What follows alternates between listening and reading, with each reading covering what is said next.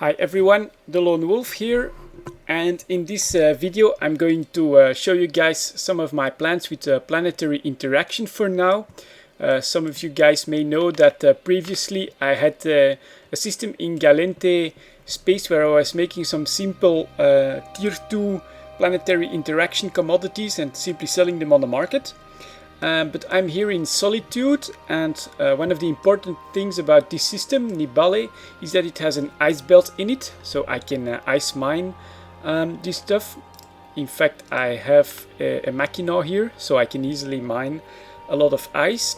On top of that, I think it was last Christmas we got to choose some gifts, and I chose all the BPOs for the different fuel blocks. And in the meantime, this is my Galente fuel block. Material level 100. So I'm going to start setting up my planetary interaction in order to make Galente fuel blocks, I think. And if you look at the materials next to the liquid ozone and the oxygen isotopes and heavy water that come from the ice, you also have coolants, enriched uranium, mechanical parts, oxygen, and robotics. And so I'm slowly going to start to put my planets here in order to produce those goods. And so for today I have in my Iteron a gas command center, and I'm going to try and set up a coolant planet, a coolant producing planet right here in Nibale. And if I'm not mistaken, there are at least 2 gas planets here. So let's head over to, I think it's planet 6. Warp within 0 is fine. And can I have a show info from here? That actually doesn't, that's a storm world. That's not correct. Can I still stop? Yep. So let's have a look at planet 7. That looks more like a gas planet. So planet 7, warp within 0 with the command center in my in the cargo bay of my ship. I'm sure that most of you guys and most veterans already know all about planetary interaction, so you won't really learn anything new here, but I also think that some newer players or people that have never played EVE Online might be interested to see what PI is all about, especially if you know that in Dust 514 soon we might see some more interest in planetary interaction when Dust soldiers can actually fight over your installations. So here we are at the planet. Let's go into planet mode then. And here is the planet in planet mode. I can zoom in and out as much as I want. And for coolants, let me just have a quick look at the wiki here. I will need water and electrolytes. And for water, that's aqueous liquids. That's not too difficult. But electrolytes, what was that? Ionic solutions. So I can then go to the scan tab, and the first one is the aqueous liquids for water. So you can see clearly a white band of heavy concentration in which I'll be able to produce a lot of water. And then the other one was ionic solutions, and which is either a lot on the top here or another band right here below. Where am I going to set it up? Ionic solutions. The main problem is that this band is rather erratic, so I'm thinking these resources do move over time, and that this band is probably the wisest choice. So somewhere right in between them, right here, I'm going to put up my gas command center. So I can simply go to build, then command center, gas command center, and then I can choose where I want to set it up. I'll put it right here in the orange part, which was probably around the border between water. Yep, exactly, and ionic solutions. So that looks like a pretty good location. And I'm going to press submit. Let me see, it's been a while since I've set up a planet. So let's look at what else I can do. Depending on my skills, I can upgrade this one with more power grid and CPU. So I will upgrade it to the max. And now I can start adding buildings to it in order to produce the coolants, the first thing I want to do is add a launch pad. Obviously, when you're producing a decent amount of goods, maybe a bit more even there. I like to keep them a bit clean. Of goods, you want the launch pad. Let's see. Was it processors? I'll need. I'll go for at least 2 basics. No, 4 basics even. Because 2 of these basics can go for one advanced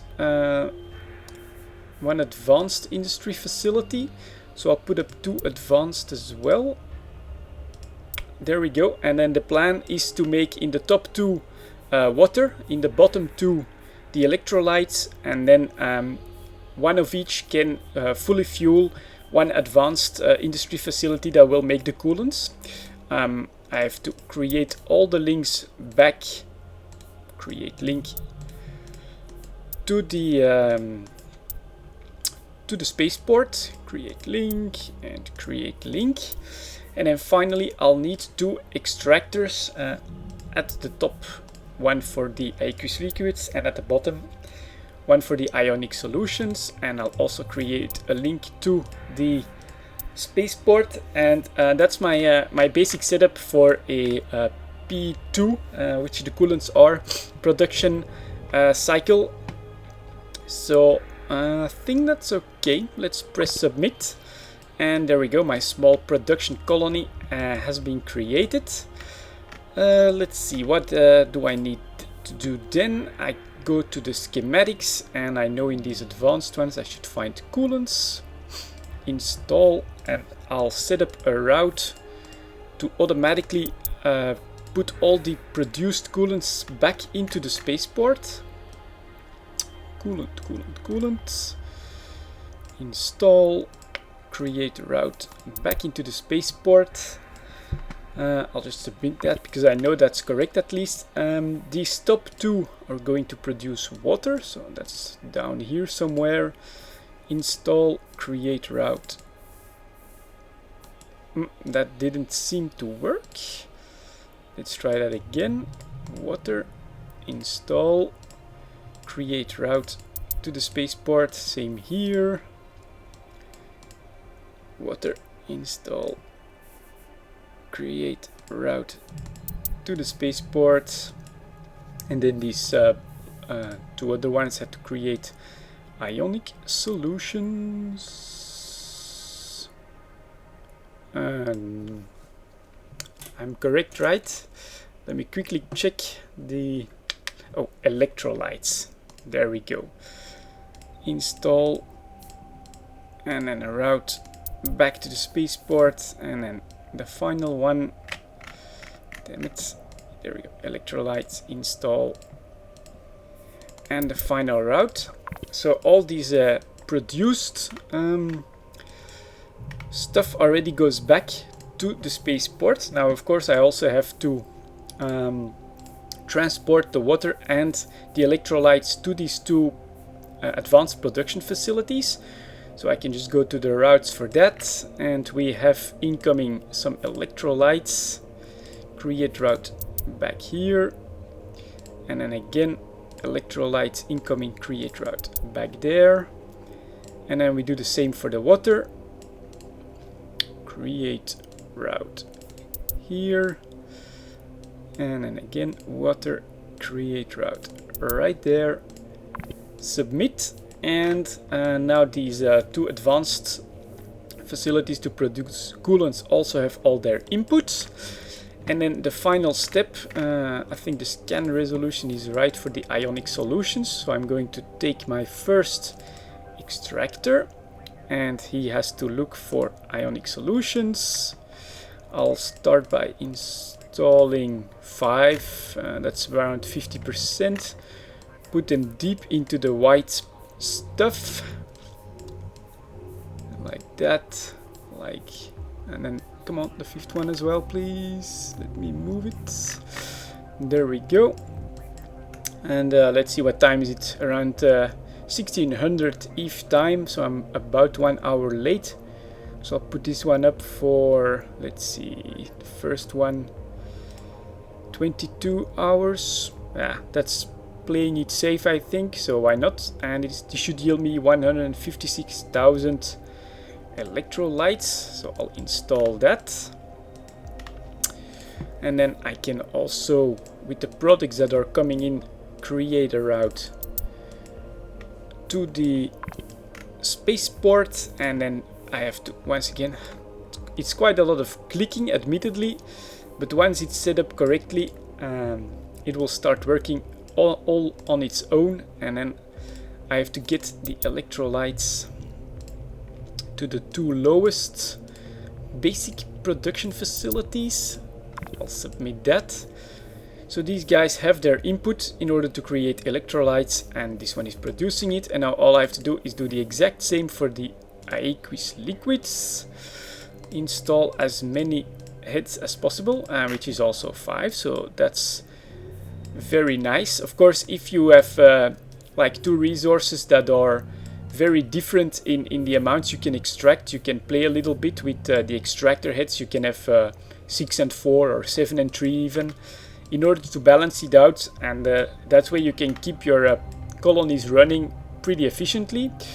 I'll put that one about 22 hours again, and that's maybe the one thing I'd like them to change is the way you set the hours. I should just be able to type that instead of having to use the slider, but that's also okay actually. Once I get it going, I put it up on a 23 hour 45 minutes timer, as I usually come home at around the same time. So I'll install that program and let it run. It's doing aqueous liquids, right? Yep. And then we'll create the route over here.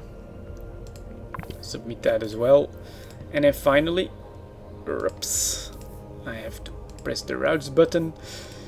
All I have to do now, get the aqueous liquids there, and an incoming route is what I have to take, get them in there as well. There we go. And how much will that one make? Can I still see that? I missed it. Let's see, current cycle 3,400 units, current cycle 2,500 units. So it looks like I'll have an excess of water once this comes out. That's almost 1,000 difference, so probably a 6-4 setup is going to be the best for me in order to have these coolants produce. But I can see in all my facilities we have incoming and outgoing routes that are working, and in the end I should start getting coolants at a decent rate once this works out. And everything looks okay like this. So yep, there we go. That's my coolant planet setup. I'm going to dock up right now.